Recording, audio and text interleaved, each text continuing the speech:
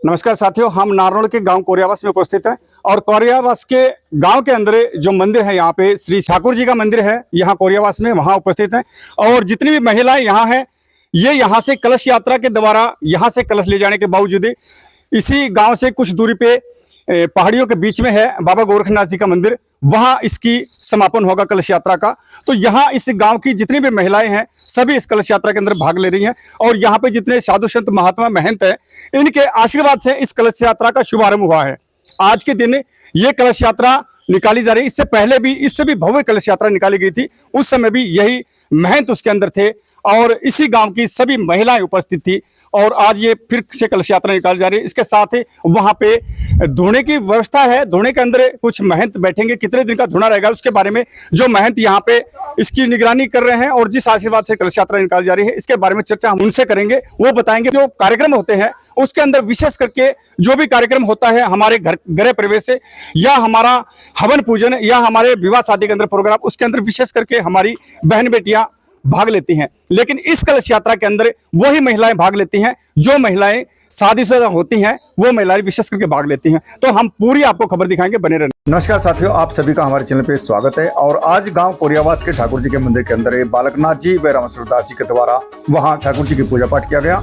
इसके बाद समस्त ग्रामवासियों ने रामेश्वर दास जी और बालकनाथ जी को फूल मालाएं पहना के उनका जोरदार स्वागत किया गया। इसी के साथ वहाँ महंत और भी उपस्थित थे, उन सभी को भी फूल मालाएं पहनाई। इसके पश्चात यहाँ गाँव की सभी महिलाएं एकत्रित हुई और सभी ने अपने अपने कलश लिए, क्योंकि यहाँ से कलश यात्रा का शुभारंभ होने जा रहा था। और जैसे ही यहाँ पे सभी महिलाएं इकट्ठी हुई तो यात्रा का प्रारंभ कर दिया। और जैसे जैसे यात्रा बढ़ती रही, डीजे बेजे के साथ पूरे गांव की परिक्रमा लगाते हुए सभी महिलाएं यहाँ एकत्रित होकर आगे बढ़ती रही और नाच गाने के साथ साथ इसी तरह यात्रा आगे बढ़ती रही और सभी महिलाओं में काफी उत्साह देखने को मिला।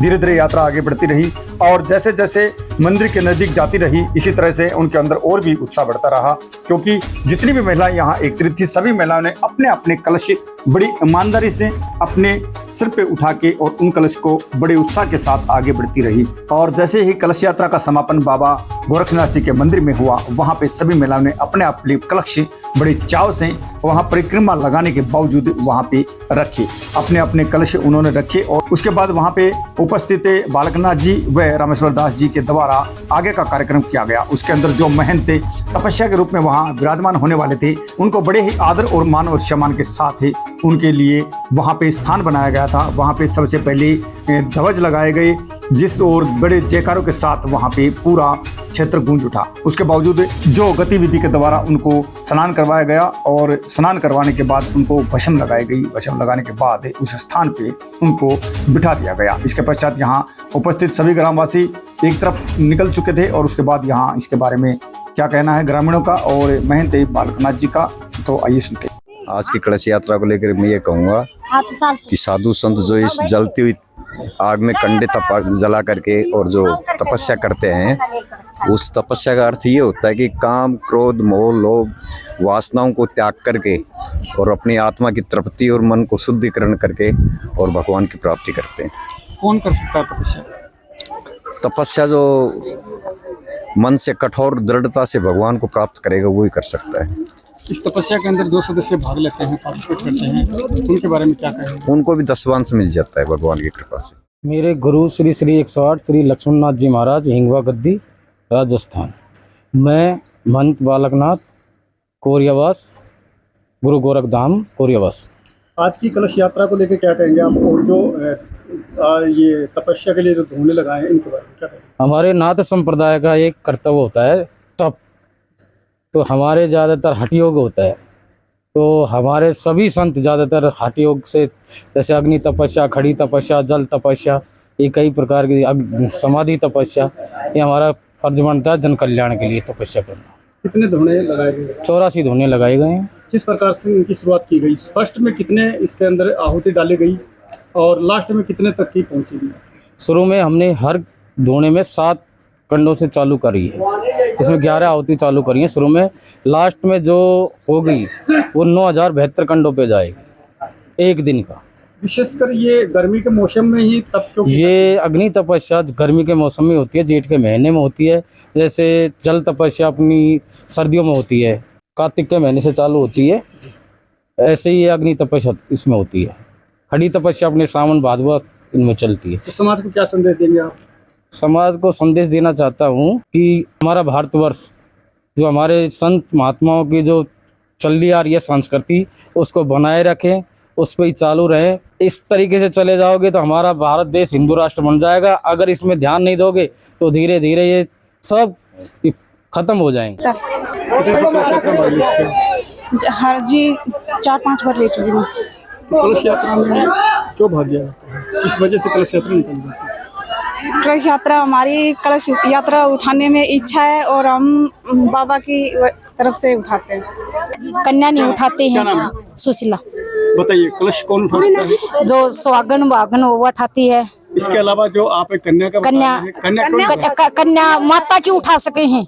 जो माता है, जो चामुंडा माता की हो चाहे क्या है कि वो माता की कलश उठा सके से, महाराज की कलश नहीं उठा सके कन्या। पिंकी यादव, कहाँ से हो? कोरियावास से। कितनी कलश यात्रा आप अटेंड कर चुके हैं? मैंने 4 कर ली भैया। कलश यात्रा में जैसे एक महिला डांस करती है, इसके अलावा जो फिल्मी सॉन्ग है हरियाणा सॉन्ग, उस पर डांस करती है। इसमें दोनों पे करते हैं। क्या डिफरेंस इन दोनों में, क्या फर्क है? फर्क एक है तो भक्ति जैसे के मतलब song पे, भक्ति के रूप में करते हैं, एक वैसे जैसे मतलब वृंदा के रूप में। के समय में बच्चों का बिगड़ने का मेन उद्देश्य क्या है? जिस प्रकार से बच्चे लड़के लड़की दोनों बिगड़ रहे हैं, उसका मेन उद्देश्य क्या है? क्यों बिगड़ते हैं? फोन की वजह से। फोन के अंदर कुछ कामयाबी चीजें भी आती हैं, लेकिन बिगड़ने किसको कहते हैं? जैसे हमारे बच्चों को यदि माँ बाप ना सही से ना देखे तो बच्चे मतलब बिगड़ खराब रील भी देखते हैं, और जैसे माँ बाप देखें ढंग से तो अच्छी रील भी देख सकते हैं। गोरखनाथ की अनुकंपा से बाबा बालकनाथ की गुरु चेला राजेंद्र नाथ जी 84 धोनी एक तपस्या गांव कोरियावास की पहाड़ी का बाबा गोरखनाथ की अनुकंपा से यह का हवन शुरू किया गया है, और ये 21 दिन यह का हवन चलेगा, और उसके बाद भोज होगा और प्रसादी वितरण किया जाएगा। और ये गांव की पूरी सहयोग से, बस्ती माता की सबकी सहयोग से ये संपूर्ण हो जाए। बड़ी प्रधान रामचंद्र कोरियावास। और ये जो तपोभूमि है हमारे श्री 108 श्री गोरखनाथ महाराज की तपोभूमि है। इसमें हमारे गांव के सभी लोगों ने भाग लिया है, ज़्यादा से ज़्यादा आगे भी लेते रहेंगे, और ये हमारे लिए बहुत ही पूजनीय जगह है। और हम सनातनी धर्म के मतलब आधार पर चलने वाले हैं, और सभी गाँव वासियों से ये निवेदन है कि हम सब मिलजुल करके इस काम को आगे बढ़ाएं, और आगे धीरे धीरे श्री महाराज जी का ये आशीर्वाद है, हम सब मिलजुल के अच्छे से अच्छा काम करेंगे। मैं राजा राम एक सरपंच कोरियावास, मैं महाराज जी का बहुत बहुत धन्यवाद और आभारी हूँ। आज जंगल में मंगल कर दिए हैं, और इन्होंने बहुत भारी श्रद्धा रखते हैं, उसके साथ गांव लगा हुआ जुड़ा हुआ है। और मैं तो यही कहूँगा कि हर आदमी को इसमें भाग लेना चाहिए, और अच्छी तरह सिद्धि चार से भाग लेना चाहिए, ताकि इसकी और उज्जवल भविष्य की कामना करें। गाँव सब बस्ती में सब खुश रहे, सब शांति रहे। कोरियावास गांव से लेके और बाबा गोरखनाथ जी का जो स्थान है, इसके बीच की दूरी कितनी है? 2-2.5 किलोमीटर है। और इतने दूर भी यहाँ गांव की जो बहन बेटियां भी पहुँचे हैं, और आप जैसे जो सामाजिक महापुरुष हैं वो भी पहुँचे हैं, तो मैंने इस वजह से इतनी गर्मी को देखते हुए क्या कहेंगे, कैसे यहाँ पहुँचे हो? देखो जी, इनकी अपनी श्रद्धा है। मैं जो महिलाओं की इतनी श्रद्धा है कि महिला यहाँ से भी दूर जाना पड़े तो महिला जाएंगी, और महिलाओं की अपनी खुद की अपनी श्रद्धा है। महिलाओं का बहुत ही ज़्यादा सहयोग है, और ऐसे करती रहेंगी और करती आई है। आज हमारी आत्मा बड़ी प्रसन्न है। क्यों है कि आज हमारी बस्ती का अच्छा हमको संगठन मिला है और अच्छा भाव मिला है, तो हमारी आत्मा गदगद करती हुई आपके भाव से, भक्ति से प्रसन्न होकर गुरु महाराज का आशीर्वाद हो तो बस्ती माता में सुख बसे और तुम्हारा खेड़ा बसे, धाप के खाए और झूल के बसे। इसी आधार से आप संतगणों की सेवा करते रहोगे तो कभी भी घाटा नहीं आएगा, और धाप कर खाएंगे और झूल के बसेंगे। ये योगारम जो है, यो योगारम का मार्ग बांका रे साधु भाई, योगारम का मार्ग बांका। पहनी सुई की धार अरे का नाकारे, योगारम का मार्ग बांका। जिसने योगारम का ध्यान कर लिया, जो 7 पीढ़ी से जन्म मरण से अलग हो जाता है। गुरु महाराज का आशीर्वाद होता है तो जन्म मरण से दूर हो जाता है।